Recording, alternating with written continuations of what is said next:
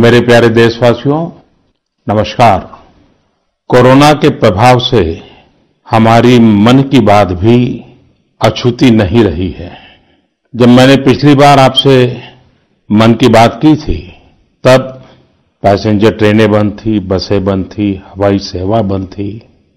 इस बार बहुत कुछ खुल चुका है। श्रमिक स्पेशल ट्रेनें चल रही हैं, अन्य स्पेशल ट्रेनें भी शुरू हो गई हैं। तमाम सावधानियों के साथ हवाई जहाज उड़ने लगे हैं। धीरे धीरे उद्योग भी चलना शुरू हुआ है, यानी अर्थव्यवस्था का एक बड़ा हिस्सा अब चल पड़ा है, खुल गया है। ऐसे में हमें और ज्यादा सतर्क रहने की आवश्यकता है।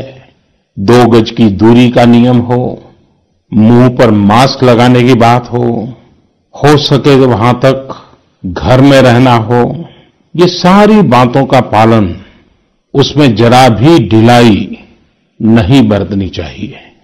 देश में सबके सामूहिक प्रयासों से कोरोना के खिलाफ लड़ाई बहुत मजबूती से लड़ी जा रही है। जब हम दुनिया की तरफ देखते हैं तो हमें अनुभव होता है कि वास्तव में भारतवासियों की उपलब्धि कितनी बड़ी है। हमारी जनसंख्या ज्यादातर देशों से कई गुना ज्यादा है। हमारे देश में चुनौतियां भी भिन्न प्रकार की हैं, लेकिन फिर भी हमारे देश में कोरोना उतनी तेजी से नहीं फैल पाया जितना दुनिया के अन्य देशों में फैला। कोरोना से होने वाली मृत्यु दर भी हमारे देश में काफी कम है।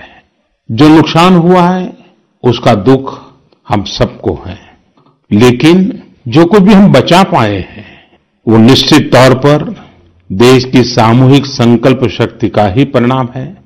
इतने बड़े देश में हर एक देशवासी ने खुद इस लड़ाई को लड़ने की ठानी है। ये पूरी मुहिम पीपल ड्रिवन है। साथियों, देशवासियों की संकल्प शक्ति के साथ एक और शक्ति इस लड़ाई में हमारी सबसे बड़ी ताकत है, वो है देशवासियों की सेवा शक्ति।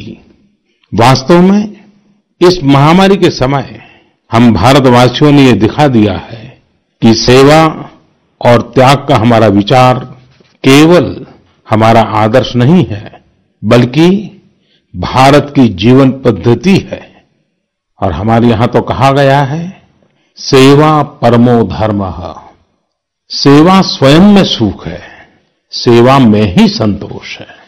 आपने देखा होगा कि दूसरों की सेवा में लगे व्यक्ति के जीवन में कोई डिप्रेशन या तनाव कभी नहीं दिखता। उसके जीवन में, जीवन को लेकर उसके नजरिए में भरपूर आत्मविश्वास, सकारात्मकता और जीवंतता प्रतिपल नजर आती है। साथियों, हमारे डॉक्टर्स, नर्सिंग स्टाफ, सफाई कर्मी, पुलिसकर्मी, मीडिया के साथी, ये सब जो सेवा कर रहे हैं, उसकी चर्चा मैंने कई बार की है। मन की बात में भी मैंने उसका जिक्र किया है। सेवा में अपना सब कुछ समर्पित कर देने वाले लोगों की संख्या अनगिनत है।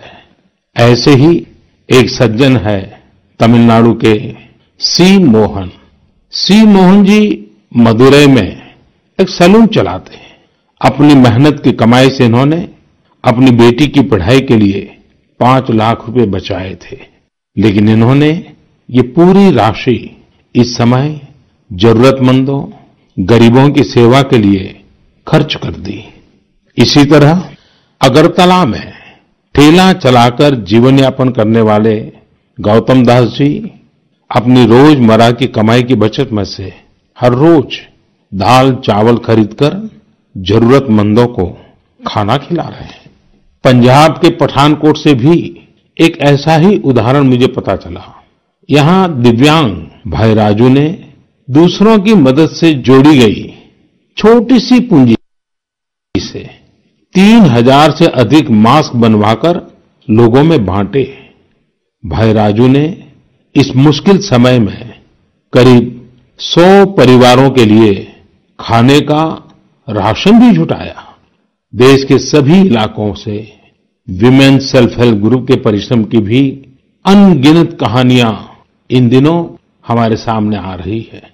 गांवों में, छोटे कस्बों में हमारी बहनें, बेटियां हर दिन हजारों की संख्या में मास्क बना रही हैं। तमाम सामाजिक संस्थाएं भी इस काम में इनका सहयोग कर रही हैं। साथियों, ऐसे कितने ही उदाहरण हर दिन दिखाई और सुनाई पड़ रहे हैं। कितने ही लोग खुद भी मुझे नमो ऐप और अन्य माध्यमों के जरिए अपने प्रयासों के बारे में बता रहे हैं। कई बार समय की कमी के चलते मैं बहुत से लोगों का, बहुत से संगठनों का, बहुत सी संस्थाओं का नाम नहीं ले पाता हूं। सेवाभाव से लोगों की मदद कर रहे ऐसे सभी लोगों की मैं प्रशंसा करता हूं, उनका आदर करता हूं, उनका तहे दिल से अभिनंदन करता हूं। मेरे प्यारे देशवासियों, एक और बात जो मेरे मन को छू गई है वो है संकट की इस घड़ी में इनोवेशन। तमाम देशवासी गांवों से लेकर शहरों तक, हमारे छोटे व्यापारियों से लेकर स्टार्टअप तक, हमारी लैब्स कोरोना के खिलाफ लड़ाई में नए नए तरीके इजाद कर रहे हैं, नए नए इनोवेशन कर रहे हैं। जैसे नासिक के राजेंद्र यादव का उदाहरण बहुत दिलचस्प है। राजेंद्र जी नासिक में सतना गांव के किसान हैं। अपने गांव को कोरोना संक्रमण से बचाने के लिए उन्होंने अपने ट्रैक्टर से जोड़कर एक सैनिटाइजेशन मशीन बना ली है और ये इनोवेटिव मशीन बहुत प्रभावी तरीके से काम कर रही है। इसी तरह मैं सोशल मीडिया में कई तस्वीरें देख रहा था। कई दुकानदारों ने 2 गज की दूरी के लिए दुकान में बड़े पाइपलाइन लगा लिए हैं, जिसमें एक छोर से वो ऊपर से सामान डालते हैं और दूसरी छोर से ग्राहक अपना सामान ले लेते हैं। इस दौरान पढ़ाई के क्षेत्र में भी कई अलग अलग इनोवेशन शिक्षकों और छात्रों ने मिलकर किए हैं। ऑनलाइन क्लासेस, वीडियो क्लासेस, उसको भी अलग अलग तरीकों से इनोवेट किया जा रहा है। कोरोना की वैक्सीन पर हमारी लैब्स में जो काम हो रहा है उस पर तो दुनिया भर की नजर है और हम सबकी आशा भी। किसी भी परिस्थिति को बदलने के लिए इच्छा शक्ति के साथ ही बहुत कुछ इनोवेशन पर भी निर्भर करता है। हजारों सालों की मानव जात की यात्रा लगातार इनोवेशन से ही इतने आधुनिक दौर में पहुंची है। इसलिए इस महामारी पर जीत के लिए हमारे ये विशेष इनोवेशंस भी बहुत बड़ा आधार है। साथियों, कोरोना के खिलाफ लड़ाई का यह रास्ता लंबा है। एक ऐसी आपदा जिसका पूरी दुनिया के पास कोई इलाज ही नहीं है, जिसका कोई पहले का अनुभव भी नहीं है, तो ऐसे में नई नई चुनौतियां और उसके कारण परेशानियां हम अनुभव भी कर रहे हैं। ये दुनिया के हर कोरोना प्रभावित देश में हो रहा है और इसलिए भारत भी इससे अछूता नहीं है। हमारे देश में भी कोई वर्ग ऐसा नहीं है जो कठिनाई में न हो, परेशानी में न हो। और इस संकट की सबसे बड़ी चोट अगर किसी पर पड़ी है तो हमारे गरीब, मजदूर, श्रमिक वर्ग पर पड़ी है। उनकी तकलीफ, उनका दर्द, उनकी पीड़ा शब्दों में नहीं कही जा सकती। हम में से कौन ऐसा होगा जो उनकी और उनके परिवार की तकलीफों को अनुभव न कर रहा हो। हम सब मिलकर इस तकलीफ को, इस पीड़ा को बांटने का प्रयास कर रहे हैं। पूरा देश प्रयास कर रहा है। हमारे रेलवे के साथी दिन रात लगे हुए हैं। केंद्र हो, राज्य हो, स्थानीय स्वराज की संस्थाएं हो, हर कोई दिन रात मेहनत कर रहे हैं। जिस प्रकार रेलवे के कर्मचारी आज जुटे हुए हैं, वे भी एक प्रकार से अग्रिम पंक्ति में खड़े कोरोना वॉरियर्स ही है। लाखों श्रमिकों को ट्रेनों से और बसों से सुरक्षित ले जाना, उनके खाने पीने की चिंता करना, हर जिले में क्वारंटाइन केंद्रों की व्यवस्था करना, सभी की टेस्टिंग, चेकअप, उपचार की व्यवस्था करना, ये सब काम लगातार चल रहे हैं और बहुत बड़ी मात्रा में चल रहे हैं। लेकिन साथियों, जो दृश्य आज हम देख रहे हैं, इससे देश को अतीत में जो कुछ हुआ उसके अवलोकन और भविष्य के लिए सीखने का अवसर भी मिला है। आज हमारे श्रमिकों की पीड़ा में हम देश के पूर्वी हिस्से की पीड़ा को देख सकते हैं। जिस पूर्वी हिस्से में देश का ग्रोथ इंजन बनने की क्षमता है, जिसके श्रमिकों के बाहुबल में देश को नई ऊंचाई पर ले जाने का सामर्थ्य है, उस पूर्वी हिस्से का विकास बहुत आवश्यक है। पूर्वी भारत के विकास से ही देश का संतुलित आर्थिक विकास संभव है। देश ने जब मुझे सेवा का अवसर दिया, तभी से हमने पूर्वी भारत के विकास को प्राथमिकता दी है। मुझे संतोष है कि बीते वर्षों में इस दिशा में बहुत कुछ हुआ है और अब प्रवासी मजदूरों को देखते हुए बहुत कुछ नए कदम उठाना भी आवश्यक हो गया है और हम लगातार उस दिशा में आगे बढ़ रहे हैं। जैसे कहीं श्रमिकों की स्किल मैपिंग का काम हो रहा है, कहीं स्टार्टअप्स इस काम में जुटे हैं, कहीं माइग्रेशन कमीशन बनाने की बात हो रही है। इसके अलावा केंद्र सरकार ने अभी जो फैसले लिए हैं, उससे भी गांवों में रोजगार, स्वरोजगार, लघु उद्योगों से जुड़ी विशाल संभावनाएं खुली हैं। ये फैसले इन स्थितियों के समाधान के लिए हैं, आत्मनिर्भर भारत के लिए हैं। अगर हमारे गांव आत्मनिर्भर होते, हमारे कस्बे, हमारे जिले, हमारे राज्य आत्मनिर्भर होते, तो अनेक समस्याओं ने वो रूप नहीं लिया होता जिस रूप में वो आज हमारे सामने खड़ी है। लेकिन अंधेरे से रोशनी की ओर बढ़ना मानव स्वभाव है। तमाम चुनौतियों के बीच मुझे खुशी है कि आत्मनिर्भर भारत पर आज देश में व्यापक मंथन शुरू हुआ है। लोगों ने अब इसे अपना अभियान बनाना शुरू किया है। इस मिशन का नेतृत्व देशवासी अपने हाथ में ले रहे हैं। बहुत से लोगों ने तो ये भी बताया है कि उन्होंने जो जो सामान उनके इलाके में बनाए जाते हैं, उनकी एक पूरी लिस्ट बना ली है। ये लोग अब इन लोकल प्रोडक्ट्स को ही खरीद रहे हैं और वोकल फॉर लोकल को प्रमोट भी कर रहे हैं। मेक इन इंडिया को बढ़ावा मिले, इसके लिए सब कोई अपना अपना संकल्प जता रहा है। बिहार के हमारे एक साथी श्रीमान हिमांशु ने मुझे नमो ऐप पर लिखा है कि वो एक ऐसा दिन देखना चाहते हैं जब भारत विदेश से आने वाले आयात को कम से कम कर दे, चाहे पेट्रोल, डीजल, ईंधन का आयात हो, इलेक्ट्रॉनिक आइटम्स का आयात हो, यूरिया का आयात हो या फिर खाद्य तेल का आयात हो। मैं उनकी भावनाओं को समझता हूं। हमारे देश में कितनी ही ऐसी चीजें बाहर से आती हैं जिन पर हमारे ईमानदार टैक्स पेयर्स का पैसा खर्च होता है, जिनका विकल्प हम आसानी से भारत में तैयार कर सकते हैं। असम के सुदीप ने मुझे लिखा है कि वो महिलाओं के बनाए हुए लोकल बैम्बू प्रोडक्ट्स का व्यापार करते हैं और उन्होंने तय किया है कि आने वाले 2 वर्ष में वे अपने बैम्बू प्रोडक्ट को एक ग्लोबल ब्रांड बनाएंगे।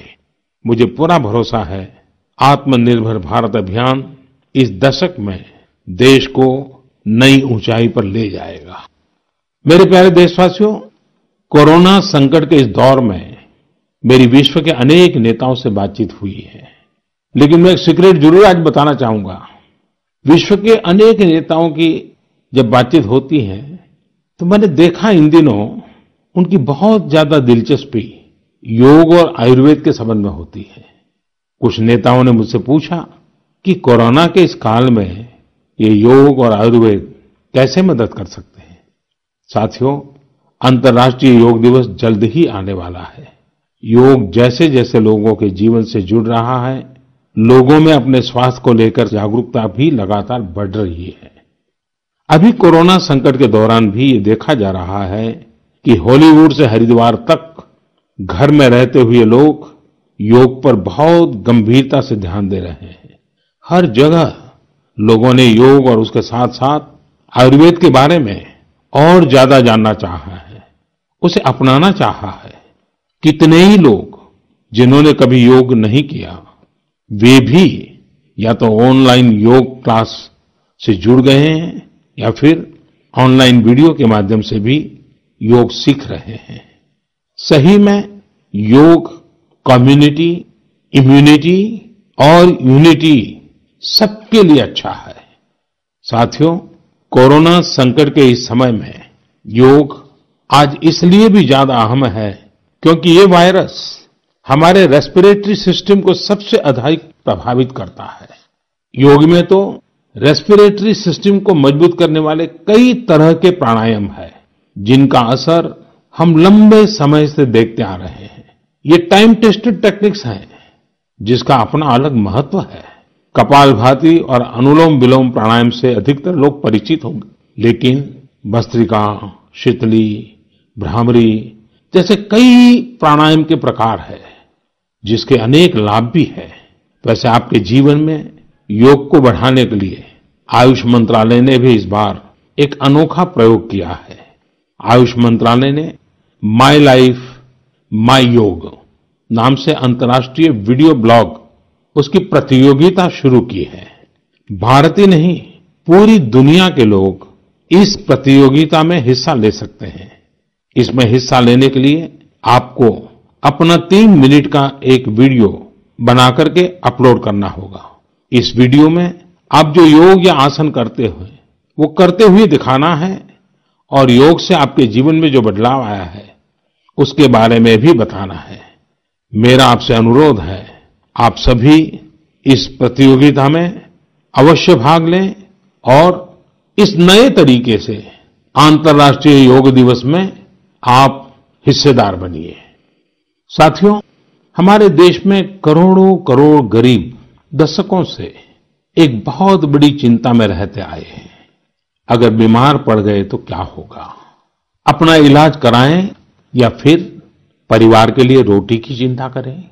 इस तकलीफ को समझते हुए इस चिंता को दूर करने के लिए ही करीब 1.5 साल पहले आयुष्मान भारत योजना शुरू की गई थी। कुछ ही दिन पहले आयुष्मान भारत के लाभार्थियों की संख्या 1 करोड़ के पार हो गई है। 1 करोड़ से ज्यादा मरीज मतलब देश के 1 करोड़ से अधिक परिवारों की सेवा हुई है। 1 करोड़ से ज्यादा मरीज का मतलब क्या होता है मालूम है? 1 करोड़ से ज्यादा मरीज मतलब नॉर्वे जैसा देश, सिंगापुर जैसा देश, उसकी जो टोटल जनसंख्या है उससे 2 गुना लोगों को मुफ्त में इलाज दिया गया है। अगर गरीबों को अस्पताल में भर्ती होने के बाद इलाज के लिए पैसे देने पड़ते, इनका मुफ्त इलाज नहीं हुआ होता, तो उन्हें एक मोटा-मोटा अंदाज है करीब करीब 14,000 करोड़ रुपए से भी ज्यादा अपनी जेब से खर्च करने पड़ते हैं। आयुष्मान भारत योजना ने गरीबों के पैसे खर्च होने से बचाए हैं। मैं आयुष्मान भारत के सभी लाभार्थियों के साथ साथ मरीजों का उपचार करने वाले सभी डॉक्टरों, नर्सेज और मेडिकल स्टाफ को भी बधाई देता हूं। आयुष्मान भारत योजना के साथ एक बहुत बड़ी विशेषता पोर्टेबिलिटी की सुविधा भी है। पोर्टेबिलिटी ने देश को एकता के रंग में रंगने में भी मदद की है। यानी बिहार का कोई गरीब अगर चाहे तो उसे कर्नाटका में भी वही सुविधा मिलेगी जो उसे अपने राज्य में मिलती। इसी तरह महाराष्ट्र का कोई गरीब चाहे तो उसे इलाज की वही सुविधा तमिलनाडु में मिलती। इस योजना के कारण किसी क्षेत्र में जहां स्वास्थ्य की व्यवस्था कमजोर है, वहां के गरीब को देश के किसी भी कोने में उत्तम इलाज कराने की सहूलियत मिलती है। साथियों, आप ये जानकर हैरान रह जाएंगे कि 1 करोड़ लाभार्थियों में से 80% लाभार्थी देश के ग्रामीण इलाकों के हैं। इनमें भी करीब करीब 50% लाभार्थी हमारी माताएं, बहनें और बेटियां हैं। इन लाभार्थियों में ज्यादातर लोग ऐसी बीमारियों से पीड़ित थे जिनका इलाज सामान्य दवाओं से संभव नहीं था। इनमें से 70% लोगों की सर्जरी की गई है। आप अनुमान लगा सकते हैं कि कितनी बड़ी तकलीफों से इन लोगों को मुक्ति मिली है। मणिपुर के चुराचांदपुर में 6 साल के बच्चे केलेनसांग, उसको भी इसी तरह आयुष्मान योजना से नया जीवन मिला है। केलेनसांग को इतनी छोटी उम्र में ब्रेन की गंभीर बीमारी हो गई। इस बच्चे के पिता दिहाड़ी मजदूर हैं और मां बुनाई का काम करती हैं। ऐसे में बच्चे का इलाज कराना बहुत कठिन हो रहा था, लेकिन आयुष्मान भारत योजना से अब उनके बेटे का मुफ्त इलाज हो गया है। कुछ इसी तरह का अनुभव पुडुचेरी की अमूर्था वल्ली जी का भी है। उनके लिए भी आयुष्मान भारत योजना संकट मोचक बनकर आई है। अमूर्था वल्ली जी के पति की हार्ट अटैक से दुखद मृत्यु हो चुकी है। उनके 27 साल के बेटे जीवा को भी हार्ट की बीमारी थी। डॉक्टर्स ने जीवा के लिए सर्जरी की सलाह दी थी, लेकिन दिहाड़ी मजदूरी करने वाले जीवा के लिए अपने खर्च से इतना बड़ा ऑपरेशन करवाना संभव ही नहीं था। लेकिन अमूर्था वल्ली ने अपने बेटे का आयुष्मान भारत योजना में रजिस्ट्रेशन करवाया और 9 दिनों बाद बेटे जीवा के हार्ट की सर्जरी भी हो गई। साथियों, मैंने आपको सिर्फ 3-4 घटनाओं का जिक्र किया है। आयुष्मान भारत से तो ऐसी 1 करोड़ से अधिक कहानियां जुड़ी हुई है। ये कहानियां जीते जागते इंसानों की हैं। दुख तकलीफ से मुक्त हुए हमारे अपने परिवारजनों की है। आपसे मेरा आग्रह है, कभी समय मिले तो ऐसे व्यक्ति से जरूर बात करिएगा जिसने आयुष्मान भारत योजना के तहत अपना इलाज कराया हो। आप देखेंगे कि जब एक गरीब बीमारी से बाहर आता है तो उसमें गरीबी से लड़ने की भी ताकत नजर आने लगी है। और मैं हमारे देश के ईमानदार टैक्स पेयर से कहना चाहता हूं, आयुष्मान भारत योजना के तहत जिन गरीबों का मुफ्त इलाज हुआ है, उनके जीवन में जो सुख आया है, संतोष मिला है, उस पुण्य के असली हकदार आप भी हैं। हमारा ईमानदार टैक्स पेयर भी इस पुण्य का हकदार है। मेरे प्यारे देशवासियों, एक तरफ हम महामारी से लड़ रहे हैं तो दूसरी तरफ हमें हाल में पूर्वी भारत के कुछ हिस्सों में प्राकृतिक आपदा का भी सामना करना पड़ा है। पिछले कुछ हफ्तों के दौरान हमने पश्चिम बंगाल और उड़ीसा में सुपर साइक्लोन अम्फान का कहर देखा। तूफान से अनेकों घर तबाह हो गए, किसानों को भी भारी नुकसान हुआ। हालात का जायजा लेने के लिए मैं पिछले हफ्ते उड़ीसा और पश्चिम बंगाल गया था। पश्चिम बंगाल और उड़ीसा के लोगों ने जिस हिम्मत और बहादुरी के साथ हालात का सामना किया है, प्रशंसनीय है। संकट की इस घड़ी में देश भी हर तरह से वहां के लोगों के साथ खड़ा है। साथियों, एक तरफ जहां पूर्वी भारत तूफान से आई आपदा का सामना कर रहा है, वहीं दूसरी तरफ देश के कई हिस्से टिड्डियों या लोकस्ट के हमले से प्रभावित हुए हैं। इन हमलों ने फिर हमें याद दिलाया है कि ये छोटा सा जीव कितना नुकसान करता है। टिड्डी दल का हमला कई दिनों तक चलता है। बहुत बड़े क्षेत्र पर इसका प्रभाव पड़ता है। भारत सरकार हो, राज्य सरकार हो, कृषि विभाग हो, प्रशासन भी इस संकट के नुकसान से बचने के लिए, किसानों की मदद करने के लिए आधुनिक संसाधनों का भी उपयोग कर रहा है। नए नए आविष्कार की तरफ भी ध्यान दे रहा है। और मुझे विश्वास है कि हम सब मिलकर के हमारे कृषि क्षेत्र पर ये जो संकट आया है, उससे भी लोहा लेंगे, बहुत कुछ बचा लेंगे। मेरे प्यारे देशवासियों, कुछ दिन बाद ही 5 जून को पूरी दुनिया विश्व पर्यावरण दिवस मनाएगी। विश्व पर्यावरण दिवस पर इस साल की थीम है बायोडायवर्सिटी, यानी जैव विविधता। वर्तमान परिस्थितियों में यह थीम विशेष रूप से महत्वपूर्ण है। लॉकडाउन के दौरान पिछले कुछ हफ्तों में जीवन की रफ्तार थोड़ी धीमी जरूर हुई है, लेकिन इससे हमें अपने आसपास प्रकृति की समृद्ध विविधता को, जैव विविधता को करीब से देखने का अवसर भी मिला है। आज कितने ही ऐसे पक्षी जो प्रदूषण और शोर शराबे में ओझल हो गए थे, सालों बाद उनकी आवाज को लोग अपने घरों में सुन रहे हैं। अनेक जगहों से जानवरों के उन्मुक्त विचरण की खबरें भी आ रही हैं।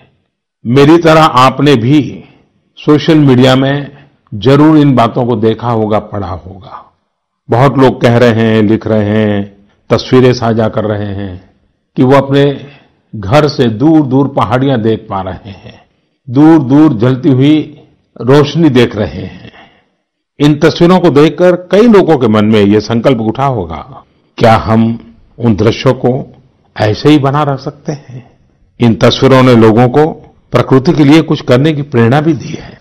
नदियां सदा स्वच्छ रहें, पशु पक्षियों को भी खुलकर जीने का हक मिले, आसमान भी साफ सुथरा हो, इसके लिए हम प्रकृति के साथ तालमेल बिठाकर जीवन जीने की प्रेरणा ले सकते हैं। मेरे प्यारे देशवासियों, हम बार बार सुनते हैं, जल है तो जीवन है, जल है तो कल है, लेकिन जल के साथ हमारी जिम्मेवारी भी है। वर्षा का पानी, बारिश का पानी, ये हमें बचाना है, एक एक बूंद को बचाना है। गांव गांव वर्षा के पानी को हम कैसे बचाएं? परंपरागत बहुत सरल उपाय हैं। उन सरल उपाय से भी हम पानी को रोक सकते हैं। 5 दिन 7 दिन भी अगर पानी रुका रहेगा तो धरती मां के पास बुझाएगा, पानी फिर जमीन में जाएगा, वही जल जीवन की शक्ति बन जाएगा। और इसलिए इस वर्षा ऋतु में हम सबका प्रयास रहना चाहिए कि हम पानी को बचाएं, पानी को संरक्षण करें। मेरे प्यारे देशवासियों, स्वच्छ पर्यावरण सीधे हमारे जीवन, हमारे बच्चों के भविष्य का विषय है। इसलिए हमें व्यक्तिगत स्तर पर भी इसकी चिंता करनी होगी। मेरा आपसे अनुरोध है कि इस पर्यावरण दिवस पर कुछ पेड़ अवश्य लगाएं और प्रकृति की सेवा के लिए कुछ ऐसा संकल्प अवश्य लें जिससे प्रकृति के साथ आपका हर दिन का रिश्ता बना रहे। हाँ, गर्मी बढ़ रही है, इसलिए पक्षियों के लिए पानी का इंतजाम करना मत भूलिएगा। साथियों, हम सबको ये भी ध्यान रखना होगा कि इतनी कठिन तपस्या के बाद, इतनी कठिनाइयों के बाद देश ने जिस तरह हालत संभाला है, उसे बिगड़ने नहीं देना है। हमें इस लड़ाई को कमजोर नहीं होने देना है। हम लापरवाह हो जाएं, सावधानी छोड़ दें, ये कोई विकल्प नहीं है। कोरोना के खिलाफ लड़ाई अब भी उतनी ही गंभीर है। आपको, आपके परिवार को कोरोना से अभी भी उतना ही गंभीर खतरा हो सकता है। हमें हर इंसान की जिंदगी को बचाना है। इसलिए 2 गज की दूरी, चेहरे पर मास्क, हाथों को धोना, इन सब सावधानियों का वैसे ही पालन करते रहना है जैसे अभी तक करते आए हैं। मुझे पूरा विश्वास है कि आप अपने लिए, अपनों के लिए, अपने देश के लिए ये सावधानी जरूर रखेंगे। इसी विश्वास के साथ आपके उत्तम स्वास्थ्य के लिए मेरी हार्दिक शुभकामनाएं हैं। अगले महीने फिर एक बार मन की बात अनेक नए विषयों के साथ जरूर करेंगे। धन्यवाद।